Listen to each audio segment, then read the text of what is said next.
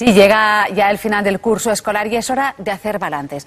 No solo de las asignaturas aprobadas o suspendidas en el programa académico, también de aquellas otras actividades extraescolares que se realizan fuera del horario lectivo y que van desde la práctica de un deporte al estudio de un idioma, pasando por la informática o el repaso de las asignaturas más flojas. Muchos de ustedes, si tienen hijos, ya están pensando a qué les apuntarán en el tiempo libre el próximo curso escolar, en función, en parte, de cómo les ha ido en este. Si quieren saber qué dicen los expertos, no se pierdan el debate que vamos a realizar, aunque para centrarnos, veamos el siguiente reportaje.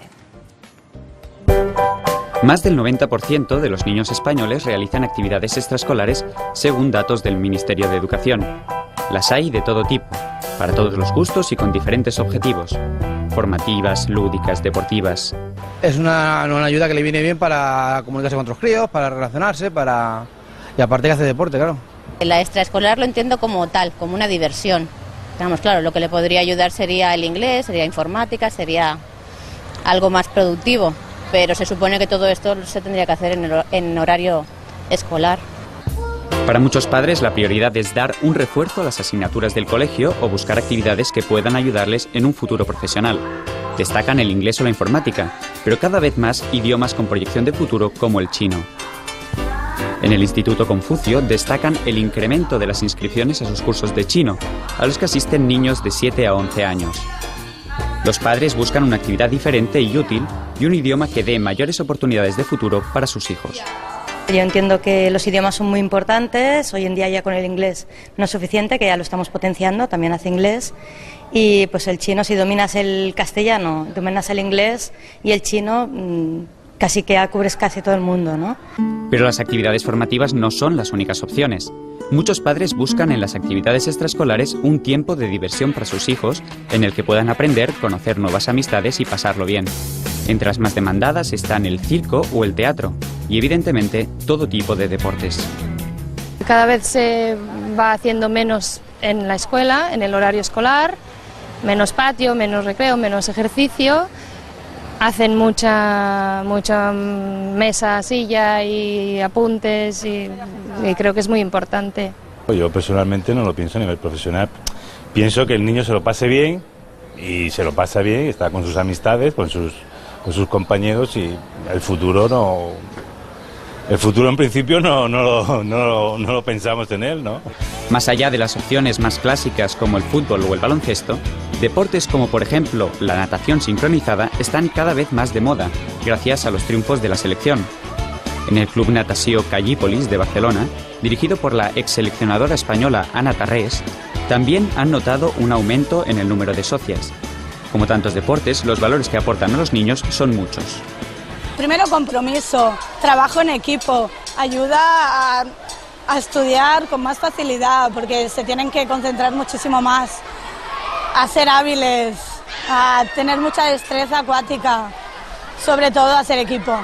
Habilidades, valores, conocimientos... Es mucho lo que aportan las actividades extraescolares a los niños, pero los expertos advierten, tampoco es bueno sobrecargarlos, y es importante que tengan voz y voto en la elección de la actividad. Pues bien, de todo ello vamos a hablar con nuestros invitados. Tenemos con nosotros a Laia Casas, maestra especializada en inteligencia emocional y en psicología de la comunicación, actualmente formadora de docentes en neurociencias aplicadas a la educación. Bienvenida al programa. ¿Qué tal? Muchas gracias. Saludamos también a María Valencia, maestra y pedagoga, responsable de los más de 200 centros de ocio de la Fundación Pere Tarrés. Es la entidad de ocio más grande de Cataluña. Bienvenida, María. Muchas gracias. Bueno. Y por último saludamos a Juan Antonio Moriana, psicólogo y doctor del Departamento de Psicología de la Universidad de Córdoba. Fue Premio Nacional de Investigación en el año 2000. Bienvenido también al programa. Hola, buenas tardes. Bueno, la primera pregunta que nos hacemos es si se escogen bien las actividades extraescolares. ¿Qué es lo que hay que tener en cuenta? Pues yo creo que los padres intentan escoger el máximo de bien esas actividades extraescolares para sus hijos. Lo que pasa es que no siempre es posible y a menudo viene condicionado por las agendas de las propias familias, ¿no? De los horarios laborales de los padres, ¿no? La disponibilidad también de llevar al niño o niña a otro lugar que no sea la escuela para hacer esas actividades. Y creo que hay que tener muy en cuenta, ¿no?, elementos a la hora de escoger esas actividades extraescolares. Y como bien decías al principio, ahora que acaba el curso escolar y que las las familias comienzan a pensar qué van a hacer sus hijos el año que viene, es importante que sean actividades educativas, pero que a la vez también tengan un componente de pasárselo bien, ¿no? De disfrutar, que supongan motivación al niño o niña y que pueda ir contento, ¿no? Que le ayuden a desconectar de todas las horas también que está en el entorno escolar y sobre todo que sean actividades que favorezcan su relación, su socialización con otros niños y niñas. Laia. Sí, complementando, lo que creo que es fundamental, que es muy importante, es la motivación. Que el niño esté motivado, que viva emociones positivas, que le guste la actividad que va a realizar. ¿Cómo pueden conseguir esto los padres?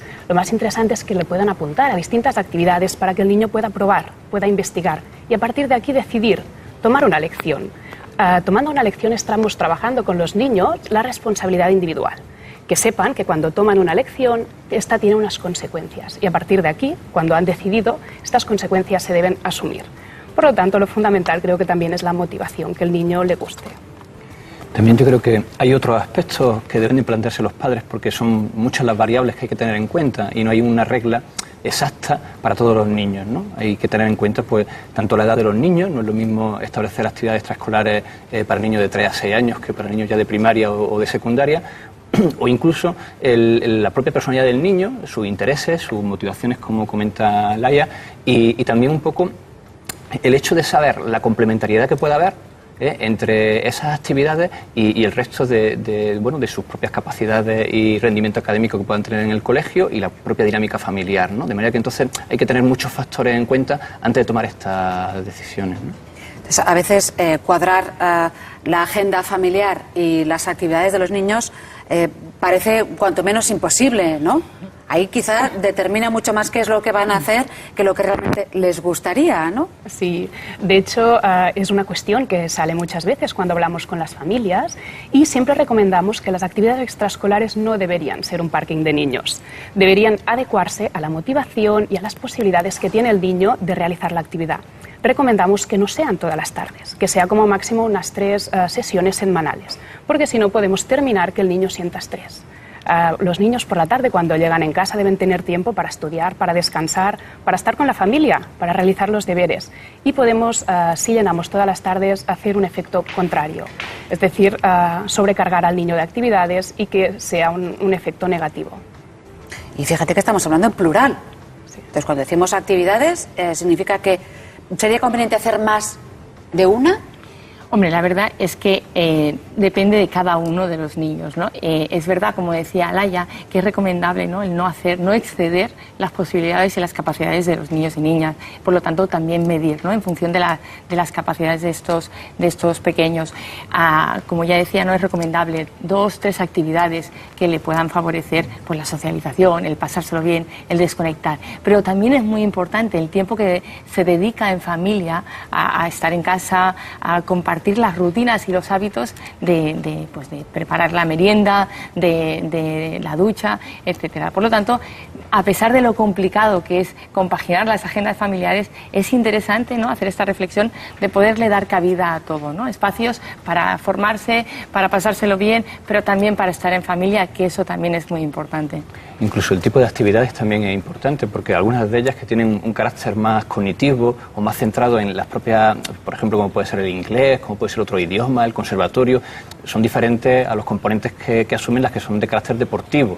Y también cómo lo vive el niño, ¿no? Si realmente vengo a la actividad a divertirme, a pasarlo bien, o lo vengo de una manera u otra como un refuerzo de continuación de cosas que ya con el colegio, ¿no? Entonces también esos aspectos hay que tenerlo en cuenta porque el niño puede ser que lo viva con un nivel de motivación e interés y un componente pues incluso más cercano al académico que a lo lúdico, que sería lo ideal, ¿no? ¿Una actividad mal escogida puede repercutir en la autoestima de los pequeños?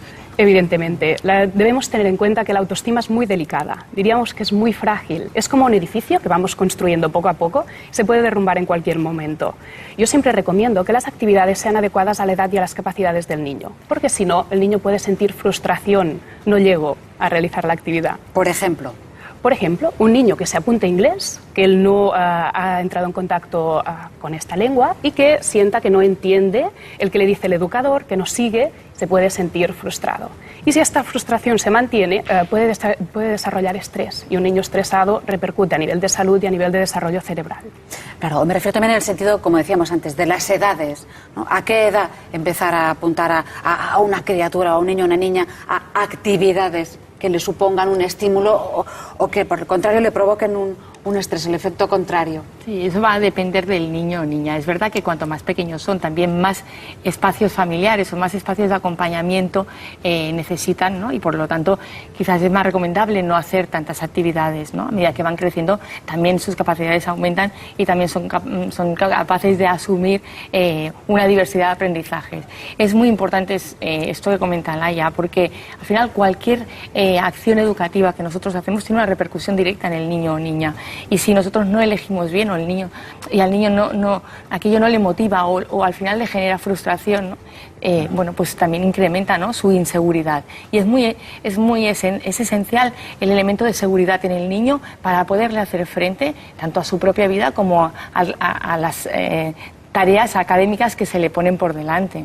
Y también un poco el planteamiento, ¿no? Porque, por ejemplo, si un niño se apunta a tenis para pasárselo bien y divertirse, y al niño le gusta, pues lo va a disfrutar. Pero si un niño siente la presión de que tiene que ser profesional del tenis, su familia le está llevando a un nivel ya de entrenamiento de todos los días, varias horas, llega un momento en que a lo mejor algunos lo conseguirán, pero habrá otros que se queden en el camino o que lleguen a un nivel de frustración porque llegado a una edad, a lo mejor no consigo llegar a un logro en determinadas disciplinas, como puede ser gimnasia rítmica, o natación, o tenis, ¿no? Cuando a lo mejor el nivel de requerimiento ya pasa de lo lúdico a otros aspectos, digamos, que ya requieren un estrés o una situación que no todos los niños a lo mejor están preparados para ello, ¿no? Ahí es donde nos preguntamos qué influencia tienen las actividades extraescolares en el rendimiento académico, porque quizá ahí también, bien explicado o bien transmitido, también se puede transmitir la cultura del esfuerzo. Sí. ¿No? De hecho, las investigaciones ahora mismo están marcando, digamos, como una U invertida, en donde dicen que las actividades extraescolares son positivas hasta un nivel en el cual, si se incrementan, pueden llegar a tener el efecto contrario, ¿eh? De hecho, incluso se está debatiendo respecto a cuál es el número de horas por término medio que deberían de ser semanalmente adecuadas para niños, para no llegar a pasar esa frontera. Pero realmente no hay acuerdos porque volvemos otra vez a que siempre va a depender del niño, ¿no? Hay niños que pueden llegar a asumir un nivel de compromiso con actividades muy alto y luego son sobresalientes en su rendimiento, porque además los padres también le dicen, si no sacas buenas notas te voy a quitar de este deporte, de tal, ¿no? Y realmente ellos se motivan y son capaces, y hay otros que realmente pues fracasan, ¿no? Porque ese número de horas le supone un artefacto a la hora de también luego estudiar en casa y llevar un poco sus actividades, ¿no? De hecho, está establecido que aproximadamente no se deberían de pasar de 10 horas semanales de actividades extraacadémicas, y desde mi punto de vista pues creo que tampoco es una cifra que debería de extrapolarse a todos los niños, ¿no? Porque para unos niños irá bien y para otros niños pues serán excesivas, ¿no?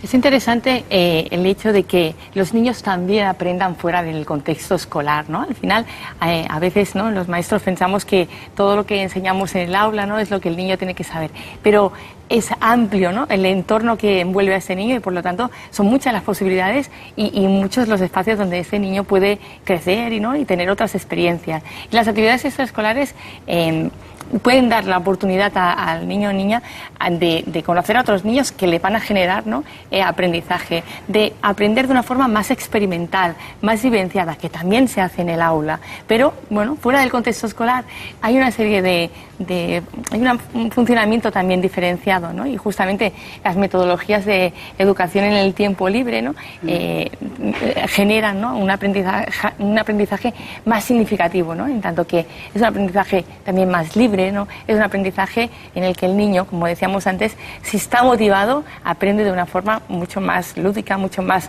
atractiva, que le ayuda a crecer. O sin darse cuenta, quizá, correcto, ¿no?, que está fuera de las aulas. Entonces, las extraescolares tienen que tener valor por sí mismas o considerarlas un complemento. Depende. En principio sí que tienen valor por sí mismas. ¿Por qué? Porque tienen una base lúdica. Es decir, debemos tener en cuenta, como comentábamos, que el niño ha estado unas 6 horas realizando esfuerzo cognitivo y aprendizaje dentro del aula. Y el hecho que cuando salga se le ofrezca una actividad basada en el juego, podemos seguir desarrollando y trabajando distintos aprendizajes. Una base lúdica nos permite trabajar todo lo que es la concentración, la imaginación, la creatividad. el pensamiento ejecutivo. Voy a tomar elecciones y a realizar unas acciones que tienen unas consecuencias. Todos estos puntos, mezclados con la motivación, las ganas y este ejercicio lúdico, nos dan este valor de las actividades extraescolares. Bueno, Antonio, no sé si quería añadir alguna cosa sobre ese estudio, esa U tan curiosa, ¿no? ¿De qué edades estaríamos hablando, por ejemplo? La mayoría de los estudios están centrados en secundaria, que digamos que es donde hay una gran proliferación de, primaria y secundaria, ¿no? Donde hay una gran proliferación de realización de actividades extraescolares, ¿no? Pero realmente nosotros, más que el hecho de dejarnos llevar por cifras de número de horas concretas y demás, yo creo que el aspecto fundamental es que los padres intenten conocer a su hijo, que intenten saber qué tipo de motivaciones tienen, ¿no? Cómo se podrían adecuar a qué tipo de actividades, ¿no? E ir probando, ir haciendo ajustes. Además, de hecho, hay muchísimas empresas, instituciones y colegios que también dan la oportunidad de que los niños puedan ir al principio y ver un poco si realmente les gusta o no les gusta esa actividad y cómo se amoldan a ellas, ¿no? Y en función de eso, pues ir preparando un poco el itinerario anual, ¿no? Y también muy bien tener presente también el propio desarrollo evolutivo. Un niño a lo mejor de 3 años pues no tendría por qué ir a ninguna actividad, o a lo mejor una actividad pues, como por ejemplo aprender a nadar, ¿no? Que puede compartirlo a lo mejor con el padre y demás, ¿no? Pero es muy chico y a lo mejor lo que está muy bien es estar con el parque, con su hijo. Ya te lo hago yo, el extraescolar, ¿no? Ya me encargo yo del extraescolar, ¿no? El problema es, como comentaba también anteriormente, cuando las extraescolares, en vez de hacerse en función de las particulares o singularidades de tu hijo, se hace muchas veces en cuestión de los horarios de los padres o de otras cuestiones, ¿no? Que son secundarias, ¿no? Porque entonces ya es lo que se está esforzando un poco con calzador, ¿no? Cuestiones que a lo mejor no se están tratando de una manera suficientemente natural, ¿no? Pero es complicado, es difícil tomar esas decisiones sobre los pequeños y sobre su futuro. Pero claro, uno puede pensar, lo veíamos en el reportaje, es que hay que estudiar chino. Es que no solo hay que estudiar inglés, sino que hay que estudiar chino, ¿no? Y tiene que empezar, aunque sea difícil, es igual, ¿no? ¿Cómo llegar a esa conclusión de que hay una presión, pero por otro lado también hay esa responsabilidad de preparar a tus hijos para lo que les va a venir? Y cuanto antes mejor, ¿no?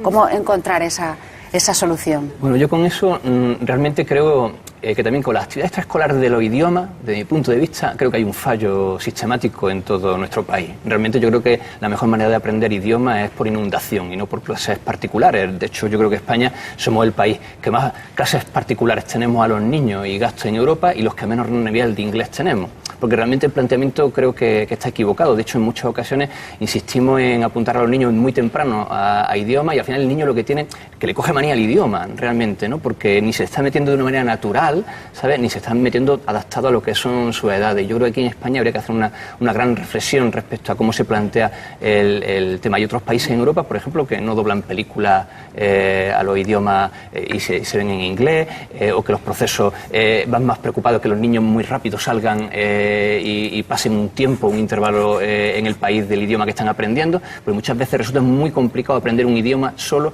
yendo 2 días a la semana, 1 hora a clases particulares, ¿no? Entonces esto también habría que hacer un poco de reflexión, ¿no? a los padres respecto un poco a esta un poco plaga, ¿no? de voy a meter a mi niño en inglés desde que tiene 1 año, ¿no?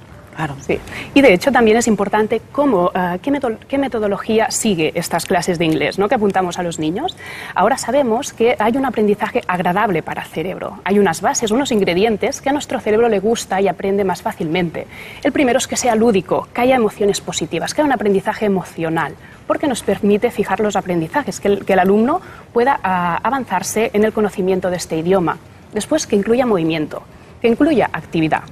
A día de hoy sabemos que las aulas, que están los alumnos individuales y en silencio trabajando, esto disminuye las capacidades cerebrales. Por lo tanto, debemos estar en contacto con los otros niños. Nuestro cerebro es social y debemos compartir. Un poco lo que rige las actividades extraescolares más lúdicas, que no sería como poner en academia al niño y que vaya a aprender inglés de una manera más, que diríamos ahora más antigua. Todos esos conocimientos científicos sobre la evolución del cerebro de los niños, ¿no? Ciertamente, cuanto más pequeños son, el cerebro también está en una fase más plástica y por lo tanto también es más fácil asimilar el aprendizaje. Pero como decía Juan Antonio, es importante, ¿no? Tener en cuenta el cómo hacemos, ¿no? Esta impregnación de conocimiento de una forma experimental, ¿no? Como apunta Laia, de una forma vivenciada, ¿no? Que el niño pueda impregnarse de aquello que aprende dándole una significación en su vida, ¿no? Y al final poder utilizar herramientas más experimentales, más vivenciales, que no clase solamente, ¿no? Sino poder, pues eso, ¿no? A través del juego, a través de la relación con los compañeros o a través de una vivencia que realmente permita la interiorización, en el caso del que hablamos, ¿no? de los idiomas, pero también de otros aprendizajes. Hay algunas actividades que ciertamente están de moda, ¿verdad? Que parece que si uno no se apunta a esa actividad, antes lo veíamos en el reportaje, o a chino, o no sé, a malabares, hay tanta variedad hoy en día que quizá también es difícil, o uno se puede plantear, a ver cómo le van a enseñar eso, ¿no? A ver cuál va a ser el método para enseñar tanta oferta, ¿no? De hecho, es muy importante que los padres se comuniquen con el educador, que vayan a preguntar, ¿cómo va mi niño? ¿Cómo viene? ¿Viene motivado? ¿Aprende? ¿Le gusta? ¿Se relaciona positivamente con los compañeros? Que tengan un seguimiento. Y esto le comuniquen a su hijo, le comuniquen al niño, porque ve que esta actividad también tiene importancia. Entonces, si vemos que no es adecuada para él, podemos realizar las modificaciones necesarias. Yo creo que es interesante tener en cuenta el hecho de que los agentes educativos que envuelven al niño somos muchos, ¿no? Los maestros por un lado, las actividades extraescolares, la familia, el centro de ocio donde asiste el fin de semana. Creo que es importante que, es verdad que todos estos entornos educativos tienen importancia por sí solos, pero el poder trabajar, el poder colaborar en cierta manera, ¿no? El poder contactar entre nosotros, al final genera, ¿no? Que todos hagamos la misma incidencia dentro del núcleo, que al final es el protagonista, que es el niño, ¿no? Yo creo que eso es interesante. En esa línea de que las familias puedan preguntar al educador, al monitor de tiempo libre, ¿cómo va mi hijo o mi hija? O también, ¿no? La escuela utilizar como recurso aquellos educadores que profesionalmente están educando desde otra dimensión, están educando al mismo niño o niña, ¿no? Y por lo tanto aprovechar esos elementos, ¿no? De contacto, de comunicación, de poder, si en la escuela el niño tiene una dificultad de concentración, de atención, es posible que de una forma, a través de una actividad extraescolar, a este niño se le puedan trabajar pues esos elementos de concentración o atención, ¿no? O si tiene una dificultad en la relación con los compañeros, pues la extraescolar le pueda facilitar una socialización más positiva, unos elementos de relación que le ayuden a crecer y a estar mejor. Y también yo creo que es muy importante, dado que hay mucha variedad de oferta, ¿no? Del tema de extraescolares, que los padres se informen de los propios enfoques, ¿no? Porque, por ejemplo, no es lo mismo estudiar música en una academia que hace un planteamiento de música lúdico, en donde el niño va a divertirse, a tocar instrumentos y de una manera, digamos, que el objetivo es que se lo pase bien, a que tú vayas a aprender música a un conservatorio, donde tienes que hacer solfeo, donde tienes que hacer cuestiones que requieren ya también un nivel cognitivo, un nivel de práctica, un nivel que en algunas actividades extraescolares llegan a ser semiprofesionales, ¿no? Entonces, claro, los enfoques de algunos deportes y de algunas características o de algunas actividades más cognitivas depende también mucho de dónde se hagan y de qué tipo de enfoque sea el que se implemente, porque habrá niños que lo disfruten y ese aprendizaje pues lo integren desde un punto de vista de vengo a hacer esto y me divierte, y habrá otros que llegue un momento en el que le suponga un estrés porque luego tengo que ir a hacer el solfeo, tengo que estudiar en casa, o tengo que practicar, o tengo que ir a un nivel, digamos, superior, ¿no? Entonces también eso es importante, que los padres se informen y que vean qué requerimientos tienen esas actividades y un poco qué características, y que piensen si realmente se amoldan con las propias características de su hijo. Y rectifiquen el rumbo en cada curso, quizá, ¿no? Hay otro factor, y es el tema de la crisis, porque los padres pueden decir, si a mí me gustaría que, pero hay una realidad, ¿no? Un poco para terminar, ¿qué es lo que diríais en estos casos sobre las actividades extraescolares? Yo estoy de acuerdo con eso. Es una limitación para algunas familias el acceso a las actividades extraescolares, y creo que es un elemento que hemos de tomar conciencia como sociedad y como entornos educativos, de poder garantizar que el máximo de niños y niñas tengan el derecho a participar en estas actividades. Al final, la educación es un derecho de todos los niños y niñas, y nosotros somos responsables de poderlo garantizar, ¿no? pienso también, ¿no? Y nosotros en el día a día, en la Fundación Pere Tarrés, intentamos buscar, ¿no?, la manera de poder garantizar que ahora que llega el verano y que habrá 12 semanas de vacaciones, y eso también es un elemento a analizar, habrá 12 semanas de vacaciones, que los niños puedan tener unos entornos educativos independientemente de su situación sociofamiliar o económica. Y por lo tanto, yo creo que es un elemento que nos ha de interpelar como adultos, el hecho de garantizar, porque si no, podemos caer en que las extraescolares sean un elemento de exclusión. Y además, ¿no?, en esta característica artística, lúdica, creativa que tienen las extraescolares, privar a algunos niños de esas acciones puede ser contraproducente. María. Es positivo, como decía María, poder fomentar. Debemos tener en cuenta que ahora que viene el verano pasarán muchas horas y los niños y niñas deben tener alguna manera de organizar su tiempo, deben aprender a organizar el tiempo y los adultos podemos ayudarles. Por eso es fundamental que haya voluntarios, que haya centros que ofrezcan actividades extraescolares para atender a la mayoría de alumnos posibles. Bueno, Antonio, para terminar. Para terminar, que los padres escuchen a sus hijos, que intenten interesarse por sus motivaciones y que en base a ellos pues intenten construir lo que pueden ser el modelo de alternativas pues mejor para su caso en concreto. Bueno, pues muchísimas gracias a los tres, a Juan Antonio, a Laia y a María por su intervención. Gracias. Para todos lados. Gracias a vosotros.